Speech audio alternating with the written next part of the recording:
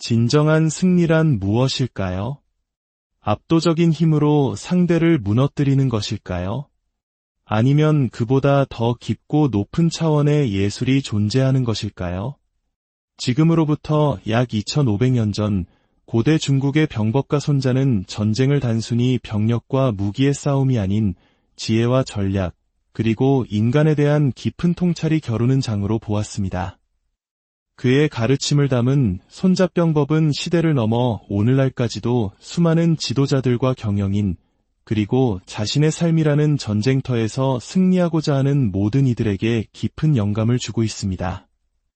오늘 이 이야기가 여러분의 삶의 지혜의 등불이 되기를 바라며 잠시 시간을 내어 구독과 좋아요를 눌러주시면 저희가 더 좋은 이야기의 빛을 밝히는 데 큰 힘이 됩니다.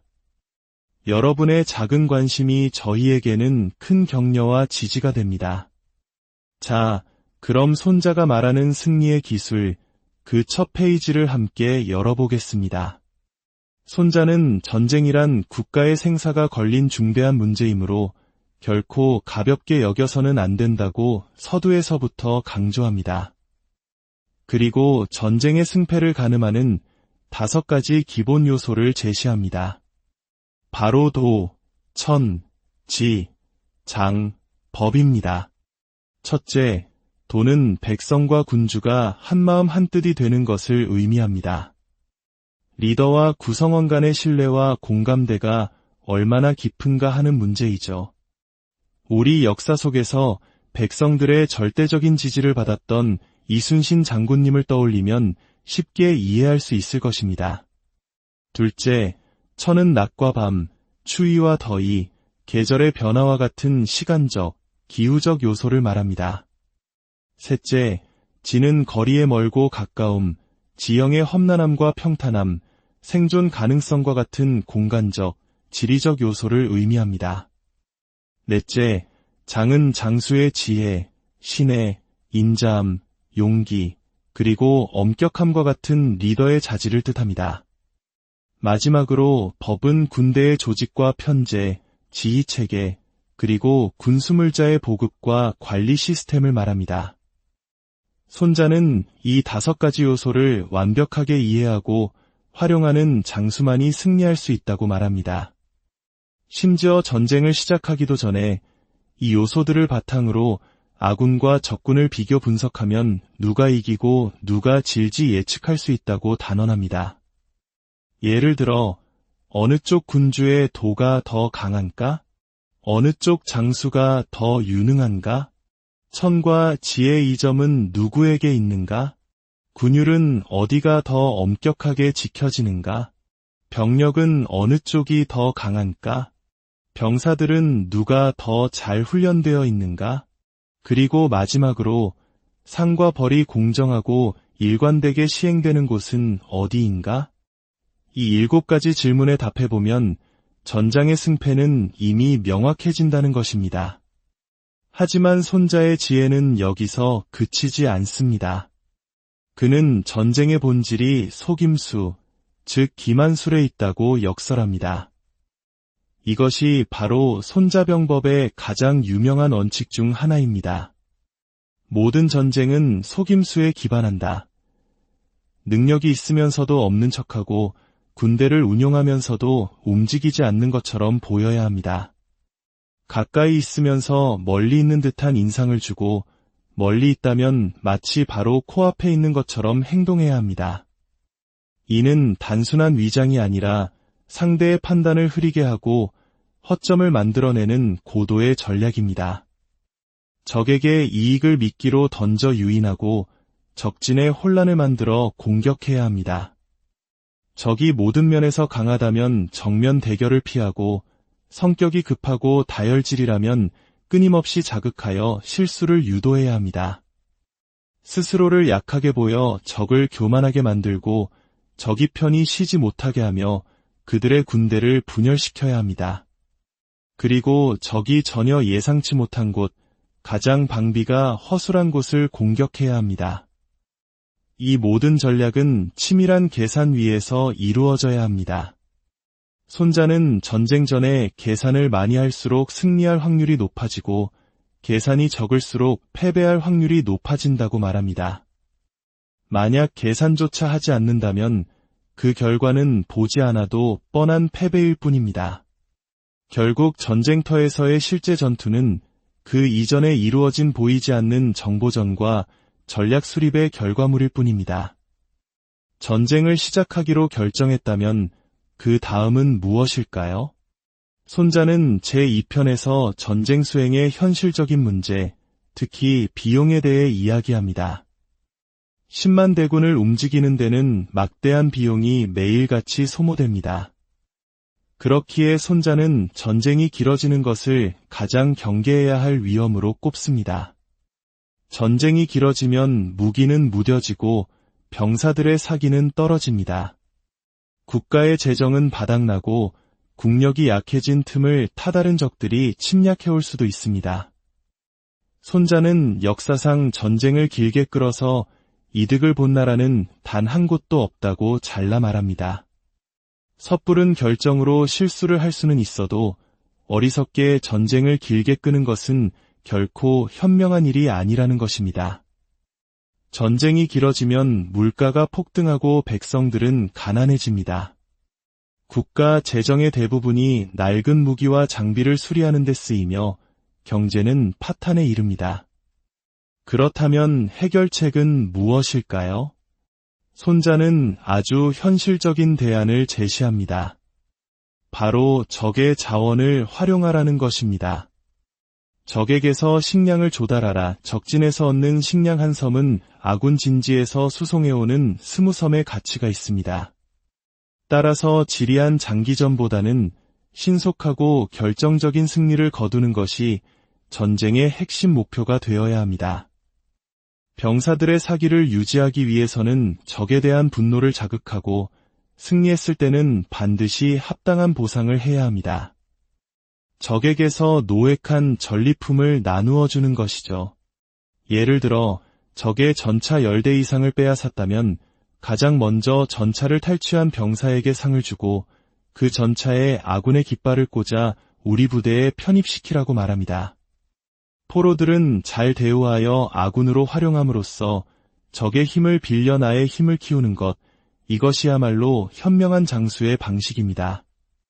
결국 손자병법의 첫 두 장은 단순히 싸움의 기술이 아니라 철저한 계획과 기만술, 자원의 효율적인 사용, 그리고 타이밍의 중요성을 가르쳐주고 있습니다. 이는 비단 전쟁뿐만 아니라 리더십, 자원관리, 미래계획 등 우리가 살아가는 모든 영역에서 반드시 필요한 지혜가 아닐 수 없습니다. 리더의 결정 하나하나가 공동체의 운명을 결정하기 때문입니다. 손자병법의 핵심은 싸우지 않고 이기는 것입니다. 제3편 모공편에서 손자는 가장 뛰어난 승리는 단 한 번의 전투도 없이 온전한 상태로 적을 굴복시키는 것이라고 말합니다. 적의 나라를 파괴하고 점령하는 것보다 온전한 상태로 얻는 것이 낫고 적의 군대를 전멸시키는 것보다 온전한 상태로 사로잡는 것이 더 낫다는 것입니다. 따라서 진정한 명장은 싸워서 100번 이기는 장수가 아니라 싸우지 않고 적의 저항 의지를 꺾는 장수입니다. 이를 위해 손자는 다음과 같은 전략의 우선순위를 제시합니다. 가장 최상의 전략은 적의 계획 자체를 무너뜨리는 것입니다. 차선책은 적의 동맹을 와해시키는 것이고 그 다음이 적의 군대를 직접 공격하는 것입니다. 그리고 가장 어리석고 최악의 선택은 견고한 성을 포위 공격하는 것입니다. 성을 포위하는 것은 막대한 시간과 자원을 낭비하는 일입니다. 수개월이 걸리고 수많은 병사들이 목숨을 잃고도 성을 함락시키지 못하는 경우가 허다합니다. 따라서 현명한 리더는 이러한 소모적인 방법을 피합니다. 싸우지 않고 적군을 굴복시키고 포위하지 않고 성을 빼앗으며 장기전 없이 나라를 무너뜨립니다. 자신의 전력을 온전히 보존하면서 완전한 승리를 쟁취하는 것, 이것이 바로 모략으로 공격하는 방법의 정수입니다. 물론 힘의 균형을 이해하는 것도 중요합니다. 아군의 병력이 적보다 10배 많으면 포위하고 5배 많으면 공격하며 2배 많으면 군대를 나누어 싸울 수 있습니다. 병력이 비슷하다면 최선을 다해 싸우고 적보다 적으면 방어에 집중하며 압도적으로 열세라면 지체 없이 후퇴해야 합니다. 언제 싸워야 하고 언제 싸우지 말아야 하는지를 아는 것은 승리를 위한 5가지 필수 원칙 중 하나입니다. 그리고 이 원칙의 중심에는 바로 장수가 있습니다. 장수는 국가의 기둥이지만 군주가 부적절하게 간섭하면 오히려 군대를 약화시킬 수 있습니다. 군주가 군대를 망치는 3가지 경우가 있습니다. 첫째, 군대의 실정을 모르면서 진격과 후퇴를 명령하는 것. 둘째, 군대의 특수한 상황을 이해하지 못하고 일반 행정 원칙으로 군을 통제하려는 것. 셋째, 현장 상황을 모른 채 지휘관을 잘못 임명하는 것입니다. 이러한 간섭은 군 내부의 혼란과 불신을 야기하여 승리의 가능성을 스스로 깎아내리는 결과를 낳습니다. 이외에도 군 전체가 공동의 목표를 향해 한마음으로 나아가는 것, 철저히 준비하여 적의 허점을 찌르는 것, 그리고 군주의 부당한 간섭 없이 소신껏 군을 지휘할 수 있는 유능한 장수가 있는 것이 승리의 필수 조건입니다. 그리고 마침내 그 유명한 구절이 등장합니다. 적을 알고 나를 알면 100번 싸워도 위태롭지 않다. 적을 모르고 나만 알면 한 번 이기고 한 번 질 것이요. 적도 모르고 나도 모르면 싸울 때마다 반드시 패배할 것입니다. 이러한 철저한 준비의 연장선상에서 제4편, 군영편은 전술적 배치에 대해 설명합니다. 옛 명장들은 먼저 자신을 누구도 이길 수 없는 불패의 위치에 올려놓은 다음 적을 이길 수 있는 기회를 기다렸다고 합니다. 여기서 중요한 점은 나를 지키고 불패의 태세를 갖추는 것은 나 자신에게 달려있지만 적을 이길 수 있는 기회는 적이 스스로의 실수로 제공한다는 것입니다. 즉, 스스로를 강하게 만들 수는 있지만 적이 약점을 보일 때까지 승리를 장담할 수는 없습니다. 방어 태세를 취하는 것은 아직 힘이 부족하기 때문일 수 있고 공격에 나서는 것은 힘이 넘쳐난다는 증거입니다. 승리하는 군대는 먼저 승리의 조건을 완벽하게 갖추어 놓고 전투를 시작하지만 패배하는 군대는 일단 싸움부터 버려놓고 요행으로 승리를 구하려 합니다. 그렇다면 승리를 확실하게 만들기 위해 리더는 무엇을 해야 할까요? 손자는 도, 즉 도덕적 법칙을 굳건히 하고 법, 즉 군율과 규율을 엄격하게 시행해야 한다고 말합니다. 이것이 군대를 강력하고 효율적인 조직으로 만드는 기반이 됩니다. 군사 행동에는 5단계가 있습니다. 첫째, 지형과 상황을 측정하는 측량. 둘째, 물자를 예측하는 양의 추정. 셋째, 승패 가능성을 분석하는 계산. 넷째, 위험과 이익의 균형을 맞추는 가능성의 저울질. 그리고 이 모든 과정의 결과로 마침내 승리가 찾아옵니다. 결국 전쟁은 전쟁터에서만 벌어지는 것이 아닙니다. 진짜 전쟁은 그 이전에 리더의 머릿속에서 치밀한 전략과 철저한 준비, 그리고 올바른 상황 판단을 통해 이미 승패가 결정되는 것입니다. 제5편 병세편에서는 군대의 에너지, 즉 기세를 어떻게 만들고 활용하는지에 대해 이야기합니다. 이는 단순히 병사의 수가 아니라 그들이 뿜어내는 집단적인 힘과 운동량을 올바른 방향으로 이끄는 기술입니다. 손자는 대규모 군대를 지휘하는 것이 소규모 군대를 지휘하는 것과 원리상 다르지 않다고 말합니다. 이는 결국 조직을 어떻게 나누고 깃발과 붓과 같은 신호체계를 어떻게 활용하느냐의 문제일 뿐입니다. 전투의 시작은 전공법, 즉 정면 공격으로 할 수 있지만 진정한 승리를 위해서는 기습법, 즉 예상치 못한 방법을 사용해야 합니다. 전공법이 예측 가능한 움직임이라면 기습법은 적을 혼란에 빠뜨리고 균형을 무너뜨리는 창의적이고 예측 불가능한 한 수입니다. 손자는 이 기습법의 활용은 하늘과 땅처럼 무궁무진하다고 말합니다. 이러한 예측 불가능성의 핵심에는 기만, 즉 속임수가 있습니다. 질서정연함을 혼란스러움 뒤에 숨기고 용맹함을 비겁함으로 위장하며 강함을 약함으로 보여주어야 합니다. 적이 잘못된 판단을 내리도록 유인한 뒤 그들이 약점을 보이거나 방심했을 때 준비된 모든 힘을 모아 결정적인 일격을 가하는 것입니다.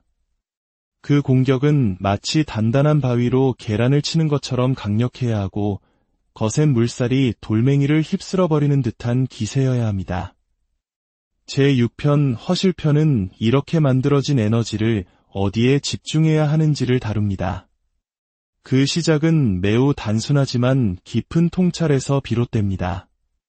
전장에 먼저 도착하여 적을 기다리는 자는 편안하고 뒤늦게 도착하여 허둥지둥 전투에 임하는 자는 피곤하다. 즉, 주도권을 잡는 것이 핵심입니다.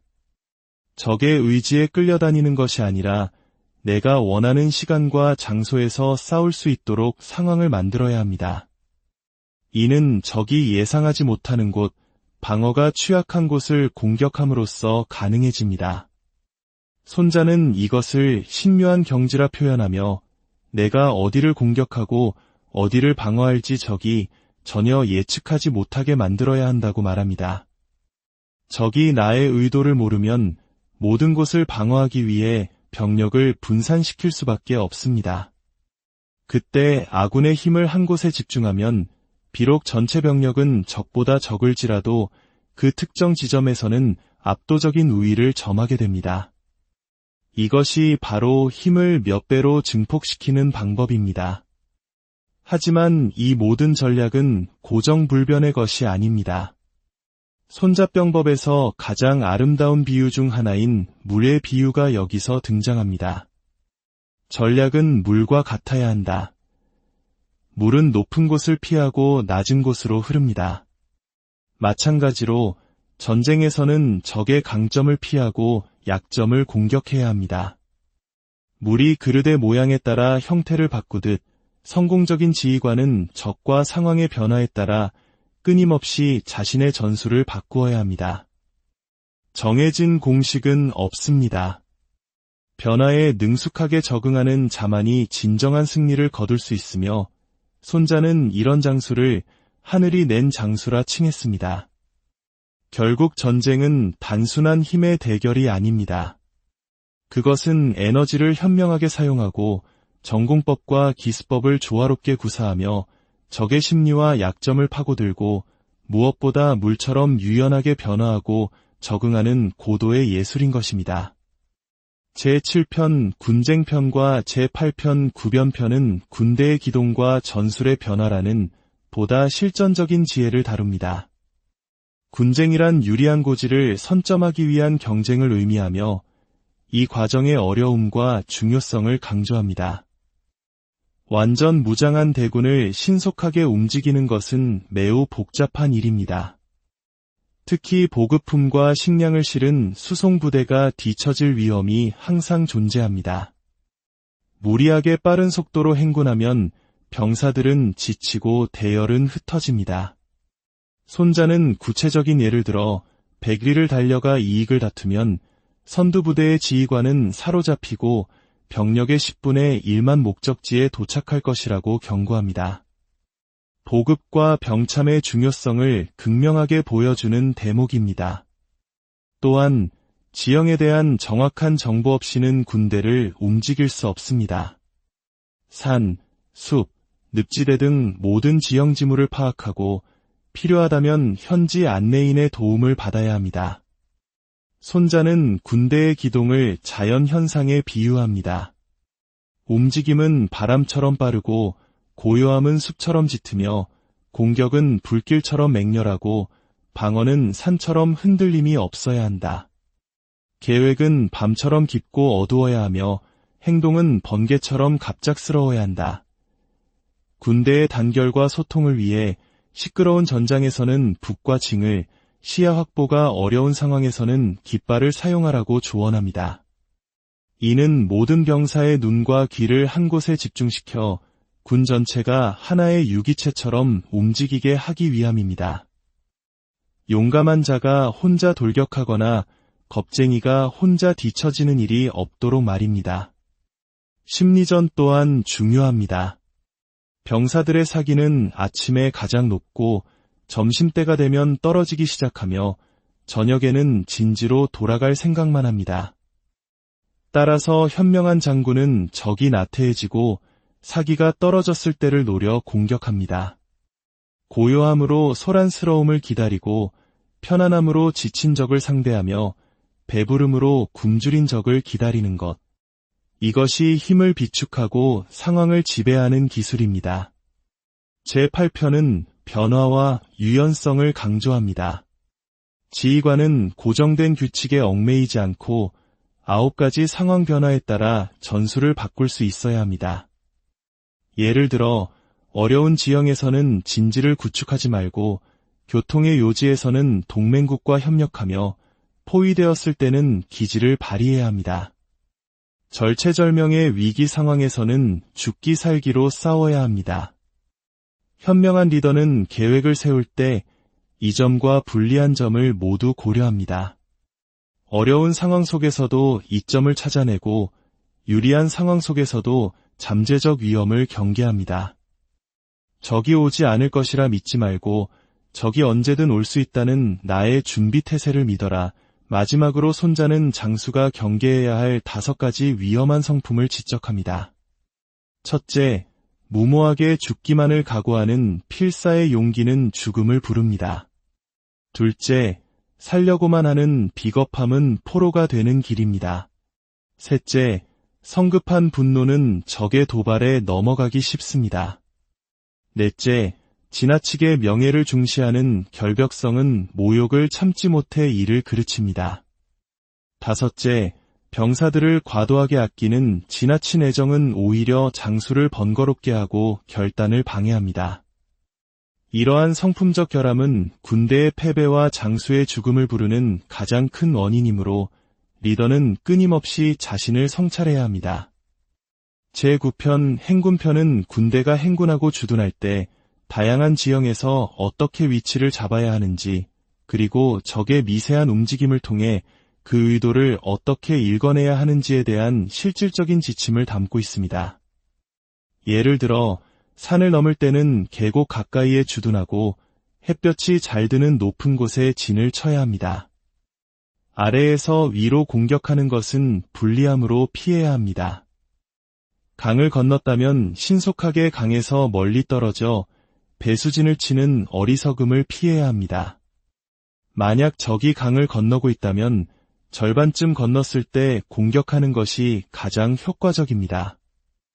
하지만 이 장의 백미는 바로 적의 상태를 파악하는 관찰의 기술입니다.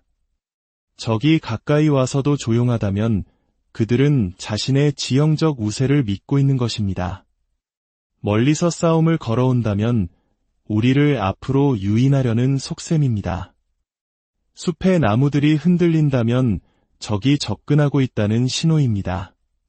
새들이 갑자기 날아오르면 그 아래에 복병이 숨어 있을 수 있습니다. 짐승들이 놀라 달아난다면 기습 공격의 징후입니다. 높고 가늘게 피어오르는 먼지는 전차가 오고 있다는 뜻이고, 낮고 넓게 퍼지는 먼지는 보병이 오고 있다는 증거입니다. 적의 병사들이 창에 기댄 채 서 있다면 굶주린 상태입니다. 물을 길러온 병사가 먼저 물을 마신다면 부대 전체가 갈증에 시달리고 있다는 뜻입니다. 눈앞에 이익이 보이는데도 움직이지 않는다면 그들은 지쳐있다는 증거입니다. 밤에 적의 진지에서 소란스러운 소리가 들린다면 그들이 두려움에 떨고 있다는 것이고, 진영이 혼란스럽다면 지휘관의 권위가 약하다는 뜻입니다. 잦은 처벌은 군대가 극심한 곤경에 처해 있다는 반증입니다. 이처럼 손자는 자연과 인간의 행동에 대한 섬세한 관찰을 통해 보이지 않는 적의 의도와 상태를 꿰뚫어 볼 수 있다고 말합니다. 마지막으로 군대의 기강에 대해 이야기합니다. 병사들과 유대감이 형성되기 전에 벌을 주는 것은 반항심만 키울 뿐이고 유대감만 있고 벌을 주지 않으면 오합지졸이 될 뿐입니다. 따라서 병사들을 자식처럼 인간적으로 대하되 군율은 새처럼 엄격하게 적용하여 통제해야 한다. 이것이 바로 승리로 가는 길이라고 강조합니다. 손자병법의 마지막 장들은 전쟁의 더욱 깊은 차원, 즉 지형 활용, 특수 전술, 그리고 정보전의 핵심인 간첩 활용에 대해 다룹니다. 제10편 지형편은 6가지 유형의 지형을 설명하고 각각에 맞는 대응 전략을 제시합니다. 중요한 것은 지형을 아는 것만으로는 부족하며 그 지식을 바탕으로 승리를 이끌어내는 장수의 능력이 결정적이라는 점입니다. 손자는 명예나 불명예에 연연하지 않고 오직 국가를 보위하고 백성을 지키는 장수야말로 나라의 보배라고 칭송합니다. 제11편 구지편은 전장을 9가지 유형의 땅으로 더욱 세분화합니다. 예를 들어 아군에게도 적군에게도 불리한 사지, 즉 죽음의 땅에 들어섰을 때는 모든 병사가 죽기 살기로 싸울 것이므로 오히려 승리할 수 있다고 말합니다. 이 길을 기회로 전환하는 역설적인 지혜입니다. 이 장에서 손자는 전쟁의 본질은 신속함이라고 강조하며 적이 방심한 틈을 타 예상치 못한 길로 나아가 적의 허를 찌르라고 말합니다. 제12편 화공편은 불을 이용한 공격을 다룹니다. 하지만 불은 매우 위험한 무기이므로 사용에 극도의 신중을 기해야 한다고 경고합니다.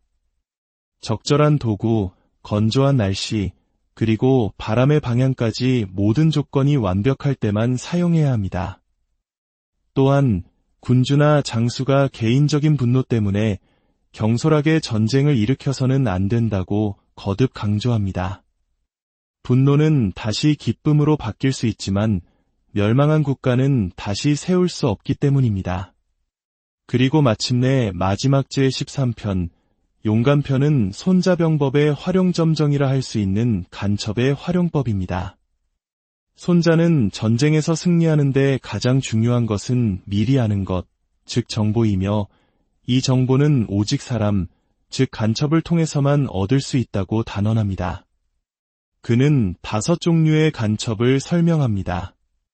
현지 주민을 활용하는 향간, 적의 관리를 매수하는 내간, 적의 간첩을 역이용하는 반간, 거짓 정보를 흘리기 위해 의도적으로 적에게 잡히게 하는 사간, 그리고 살아서 돌아와 정보를 보고하는 생간입니다. 이 5종류의 간첩을 거미줄처럼 촘촘하게 운용하는 것은 신의 경지에 이른 기술이며 군주가 가진 가장 강력한 무기입니다. 이 중에서도 가장 중요한 것은 적의 간첩을 아군으로 만든 반간입니다. 그를 통해 다른 모든 간첩망을 조직하고 적에게 역정보를 흘릴 수 있기 때문입니다. 간첩을 운용하는 것은 지극히 은밀해야 하며 그들에게는 아낌없는 보상과 절대적인 신뢰를 보여주어야 합니다. 이렇게 손자병법은 전쟁의 시작부터 끝까지 전략 수립에서부터 정보전에 이르기까지 승리를 위한 모든 지혜를 집대성하고 있습니다. 손자가 우리에게 남긴 가장 위대한 가르침은 결국 이것일지도 모릅니다. 적을 알고 나를 알며 내가 싸울 환경을 정확히 파악하라. 그러면 100번 싸워도 결코 위태롭지 않을 것이다. 이 수천 년 전의 지혜는 과연 전쟁터에만 국한된 이야기일까요? 치열한 경쟁이 벌어지는 비즈니스 세계에서 복잡한 인간관계 속에서 그리고 인생의 수많은 도전에 직면한 우리 자신에게 손자의 목소리는 여전히 깊고 강력한 울림을 주고 있습니다.